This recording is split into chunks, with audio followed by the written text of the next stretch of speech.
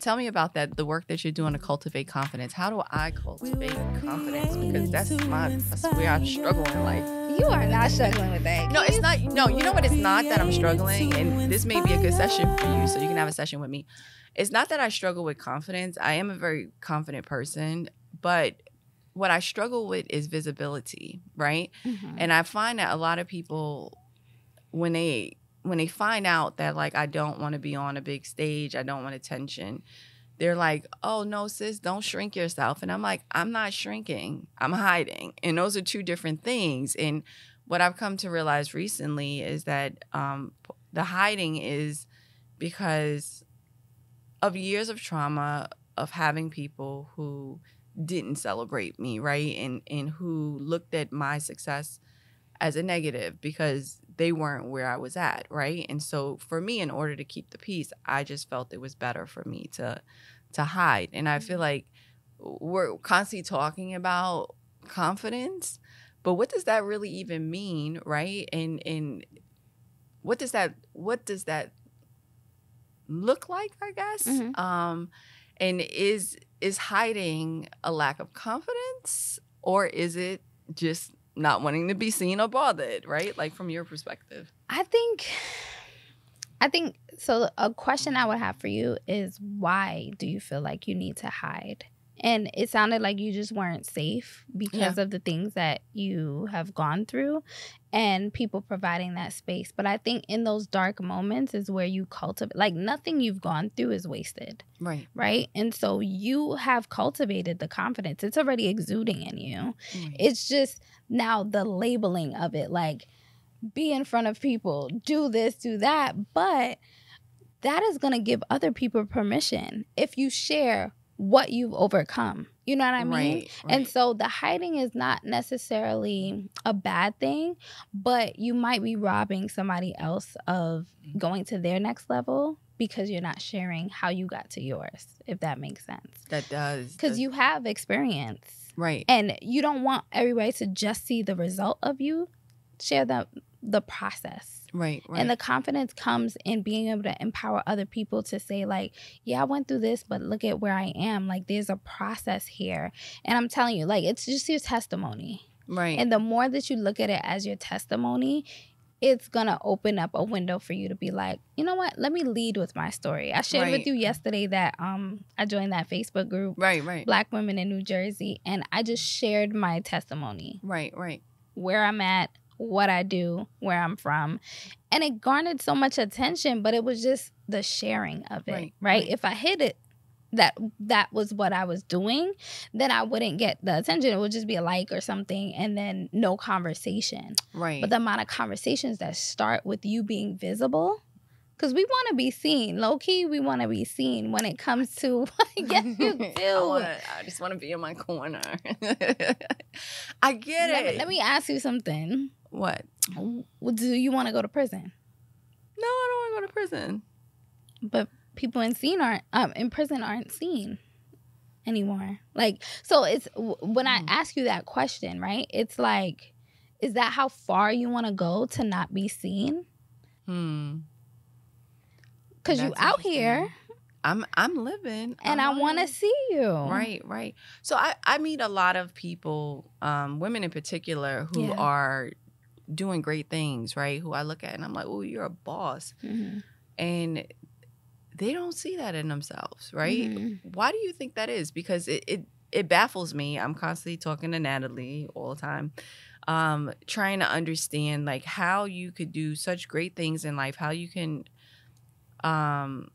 obtain so much but still not see your own power and your greatness. I think a lot of that comes from us being taught that power is external. And so we're not looking within to, like, find the validation. So the validation is coming from, oh, the accolades, I got this degree, I have this position, this is who I am, but who are you at your inner core? So when people struggle with figuring out who they are at the inner core, it bleeds out. They can't see that. They can only see what they presented. That might be a mask. And it's just like, who are you actually at the core? And that that term kept floating around, like 2020, imposter syndrome. Mm-hmm. A lot of people feel like they're imposters, but I think that was just a distraction to make people not be proud of what they're doing and stepping into their roles, because you're not an imposter. If you worked for something, you deserve to be there. And I think people have hijacked their own process by thinking that they're imposters of their hard work. That makes sense. No, it does. It does. So how would you, and this is me asking for a friend, how would you? Friend, you? No, I'm not okay. that friend. Okay. I'm confused by a lot of friends because I see them. I just think that they're great, and I think that you're great because God created you, right? Absolutely. And I'm a true believer in us each being here on our own individual journey.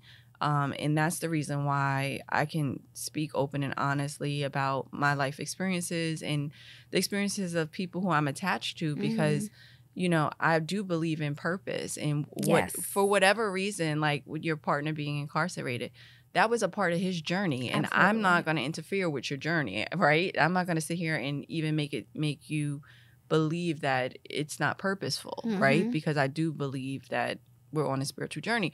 But like I said, I come across so many women, and I'm struggling because, you know, when you're at the bottom rung, when you start off at the bottom, you just think once you hit the top, you're going to see like all these people who are fully empowered and we're going to take over the world. We're going to be the change makers.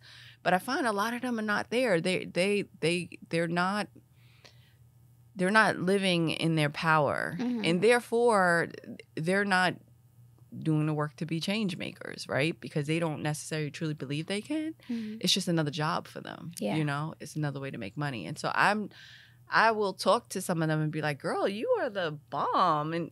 And it doesn't land on them. And that's what I'm trying to get them to understand. It's part of the reason why I'm doing a photo journaling event, is for people to remember their experiences and tell their story and remember that your existence as a woman and as a mother is beyond powerful, right? Because we literally birthed the entire population, right? Yeah. And so there's so much power in that. And I feel like, especially when women become mothers, I feel like they just lose that sense of confidence and power. And I'm trying to find ways to be supportive of them, and I think I'm failing. You're just learning what's not working. I like that. But I think two things I heard when you said that. There's a toxic humility that I hear. Like, we've been taught to be humble and to just like downplay. I'm totally against it. I'm against. I say stay humble for what? Shit. Okay. I think a lot of women have been like coerced almost into like downplaying what they've done or not being too proud of it. You know, calm down, you too conceited, you too this, you too that, and to the point where you do shrink yourself and just downplay your account. Oh, I just my little bit. Right. Pop it, like own it. You know what I mean? And I think there's just a whole layer there with the humility part. But then also self-awareness. A lot of people didn't know who they were to begin with. They might have been living out the dream that their parents had for them. So they're not completely happy because a lot of times adults have lost the idea of playing. And nothing is fun anymore. Everything is just like rigid and checklists and this and that. And it's like, where's the joy? Yeah. So if you don't have joy in accomplishing these things, it's like all for naught. Right. So I think just the self-awareness and like giving yourself the credit for your process and taking the time, like you said, you're doing an event to have women sit and remember. Sometimes you're going so hard for so long that you don't even take a moment to sit and remember. Right. So just taking that time to pause is sit and essential. remember what matters. I think a lot of times we're on social media taking all these pictures, and it's like, for what, right? Like, who's going to see it and who's going to remember when you're gone, right? And so that's why, to me, those photo memories are important, and the stories behind it is even more important, because in order, in the name of prosperity, you can't, from my perspective, build true generational wealth and not value your ancestor story. And if you don't know it, you can't appreciate it. So like my parents, they weren't, on paper, they weren't the best parents, but for me they were, right? And because I know what they went through, they literally gave me all that they had. And it may not have been Huxtables, right? But it was everything they have. And that's where my confidence come from. I draw on knowing that I was loved, knowing like my mom couldn't read and write until she was in her 30s and went back to school, got her GED, got a college degree, graduated with honors on a dean's list. And so she showed me in doing that I can be whoever I want to be when I'm ready to be, right? But if I never had that example, I wouldn't be a person who's constantly seeking and growing and trying to develop and understand myself, And that's it right there. The constantly seeking and growing and developing yourself. A lot of people stop seeking, stop growing. I never stop. It's like everything is a lesson. Right. Everything is a lesson. But to your point about our ancestors, I went to a conference on Saturday, and this young woman, she was like 19 years old, and she said she's in a point where she's constantly thinking about what kind of ancestor is she gonna be. Whoa, I say that all the time. I was like, that's it right there. That's why I do what I do. Everything started when I gave birth to my daughter. And I was like, there's absolutely no way I'm going to bring this human into this world and not, be the best that I can possibly be. And I plan to live to be 120 if possible. Yes, ma'am. But when I'm gone, I want to leave a legacy that not that she could just be proud of, but that she can build upon. And absolutely. I want her to know that she's not just building upon my work. She's building upon her grandmother's work, who she never had the chance to meet, but she knows her through me because I have such an appreciation for my mom, So, yeah. Be the ancestor. Be the ancestor and be seen. Be seen. Oh. Because check this out. Don't look at me and like that. And we're going to end like this. Did you watch the movie Queen and Slim? No, I didn't. Girl. I know. I don't have time to watch anything. No, you do. You do. But I'll tell you this scene. They were on the run, essentially. And someone wanted to take a picture of them. And he was like, no, I don't want to be in a picture. And she said to him, the picture is proof that you were here. And so many people run from taking pictures or videos or anything like that. But as you see people drifting off, I like to go on YouTube and I'll see people who made videos 30, 40, 50 years ago that are no longer here, but there's proof that they were here.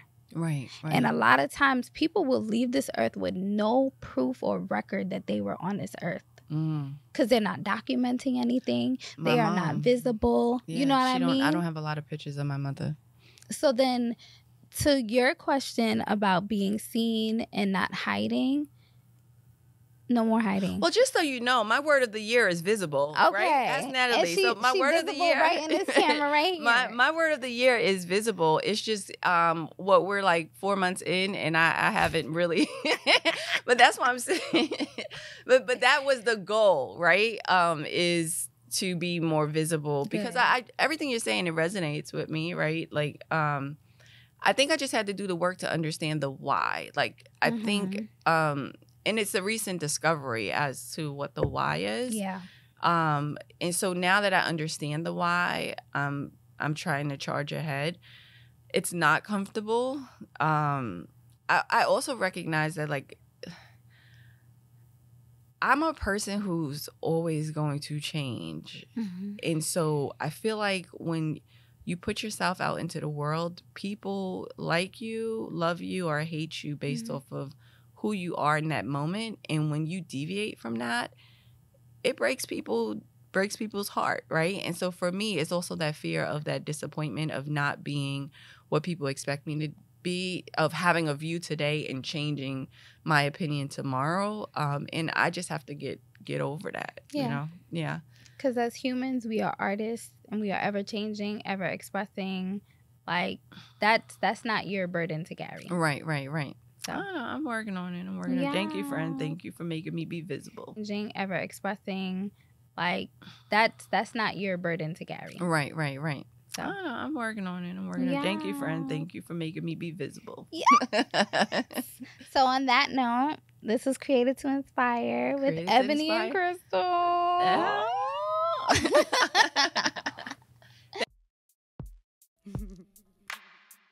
We were created to inspire. We were created to inspire. We were created to inspire.